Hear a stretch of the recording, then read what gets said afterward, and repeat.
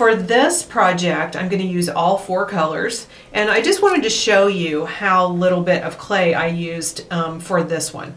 So this is what I call a 1/16 of the bar. So if you envision this, you know, divided into 4 pieces and then divided each of those into 4, that's all the clay you need to make this really beautiful little pendant.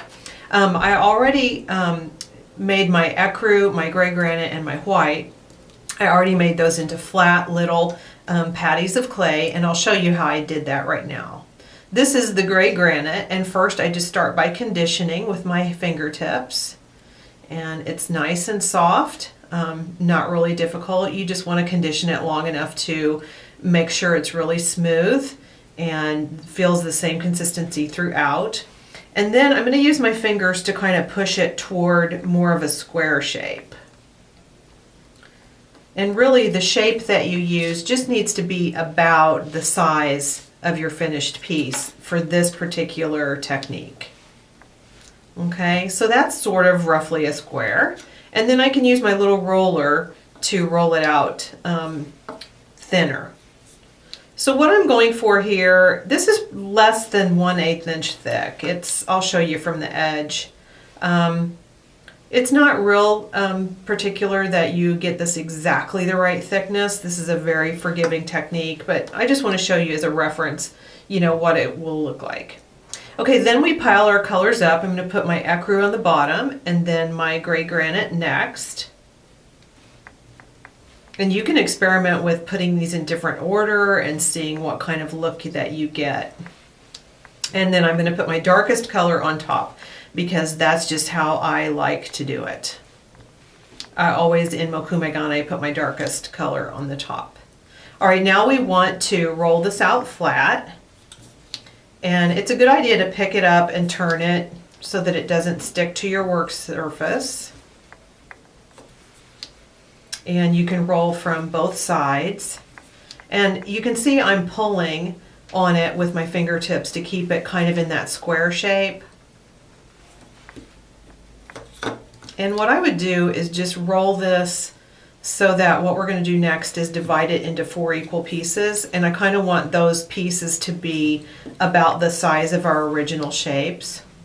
So in my mind I'm just thinking about dividing this into 4 pieces. And I'm going to use my really sharp straight blade to do that. Makes it so easy. And then all I do is pile these up again. I'm keeping them in the same order that I used before. Always with my graphite pearl on top, that's my darkest color. And then I'm using fingertip pressure to seal all these little layers together. Make sure I'm working out any air bubbles. And then I'll use my roller again and do this process one more time. So all we're doing is creating a series of really fine layers. Every time I roll it and thin it, those little layers of color are getting thinner and more detailed. And I'll just do this exactly the way I did it before. I'm going to cut this into 4 equal pieces again. And then I'm going to pile those up again. Now this time I want to roll this little stack down to about the finished. I want to roll it down so it's a little thicker than that. Just use some fingertip pressure to seal all the layers together, like so.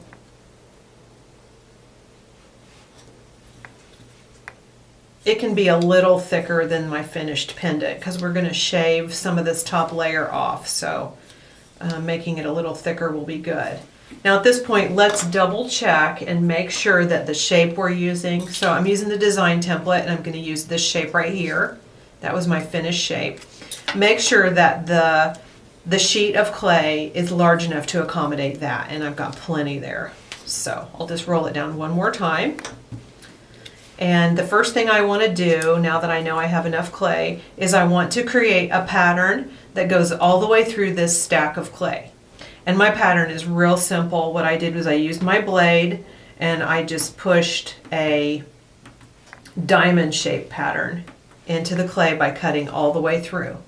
And what's happening is, as you push down with your blade, you're pulling one color layer into the next one below it. And that is what's going to give you that beautiful pattern. Then I used my needle tool and I poked holes in each of my little diamonds. We call this Mokume Gane, which is a technique that comes from ancient metalworking. Mokume Gane means wood grain metal. And people use this, have used it for centuries to make layers and layers of metal which have a wood grain appearance. So in oven baked clays, we've adopted this technique to our own skills and our own techniques to make really pretty patterns. Okay, I'm using my fingertips now to push this all back together, and some people call this process that I'm doing right now healing, because first we went through and we scarred the clay with a pattern, and you can see that I went all the way through with my pattern. You can see a ghosted image of my diamonds and my little dots even on the back.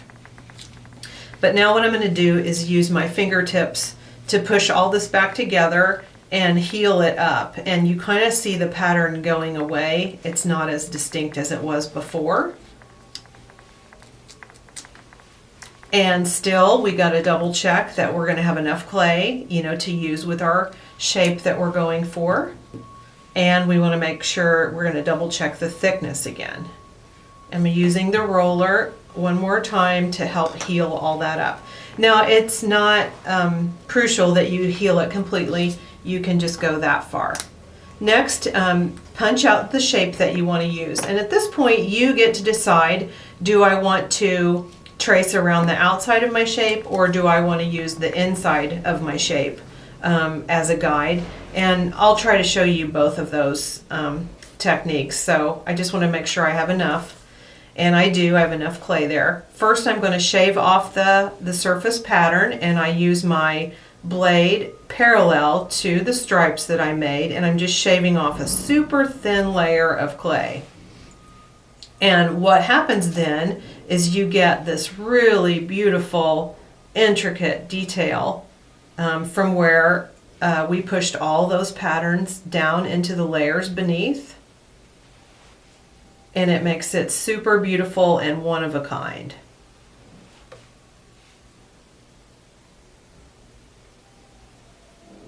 And each time you do this, you can plan it to get the kind of pattern that you want, but as you can see, it is coming out a little bit different than my original project, and that is, very typical of this type of pattern. Okay, now I can use either one of these, the negative or the positive shape, to cut out my pattern. I can also decide, do I like cutting with my blade or do I like cutting with the needle? I think for this piece I'm going to use the blade because it's a really almost very straight type of shape, which lends itself well to the straight blade. And I'm just following along. I'm holding the pattern in place, the design template in place with my finger, and then I'm just cutting away the outside. Then just pop the design template shape up, and I want to reposition this so that it's oriented toward me. What I like to do next is I always use my fingertips to make really nice edges. The jewelry design templates are fantastic for giving you nice shapes, but you always want to give them a finished look by finger buffing the edges of your shape. Kind of takes away that cookie cutter look. All right, now to finish it off, we need to determine how we're going to string this into a finished pendant. And you could put one hole in the top, or the design that I made for the kit, I have 2 holes at the top. So all you need to do is use your needle tool and just line that right up there. And I poke it in and then just give it a little bit of a shake. That way I know that the hole is really nice and large enough for my jump rings. Then I'll go through and make sure the hole goes all the way through, like so. And then I like to go from the back because that tends to make the back of the hole even neater. All right, this is ready to go in the oven and to be baked to make it permanently cured. The baking instructions are in the booklet, but for Primo clay, we would go 275 in the home oven for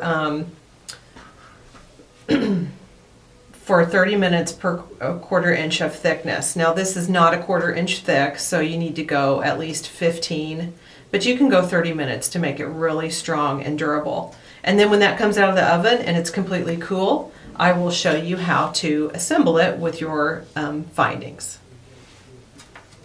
Let's assemble the pendant piece. And the great thing about being able to select your own jewelry components to finish your pieces is that the metal findings come in such a huge variety of colors of metal. And this is a dark silver metal that I'm using with a matching chain.